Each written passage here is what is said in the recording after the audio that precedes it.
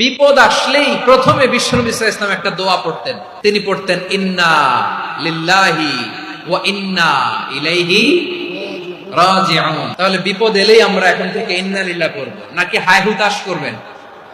একদল আছে হায় হুতাশ করে, হায় আল্লাহ রে মোর কি হইল রে, মই কি হরমু রে, মই কমবে যামু রে, এরকম বিলাপ করতে নিষেধ করেছেন বিশ্বনবী।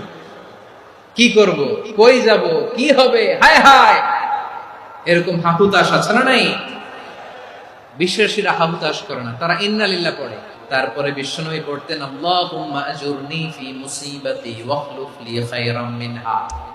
একসাথে প্রথমে পড়তেন ইন্না লিল্লাহি ওয়া ইন্না ইলাইহি রাজিউন, তারপর পরই পড়তেন আল্লাহুম্মা আজুরনি ফি মুসিবাতি ওয়াখলুফ লি খায়রাম মিনহা, মানে আল্লাহ এই যে আমি বিপদে ধৈর্য ধারণ করলাম এটার সব তুমি আমারে দাও, আর যেটা হারালাম এর চেয়ে ভালো কিছু দিয়ে মেকআপ করে দিও, ভালো কিছু দিয়ে বদল করে দিও। সুবহানাল্লাহ পড়েন।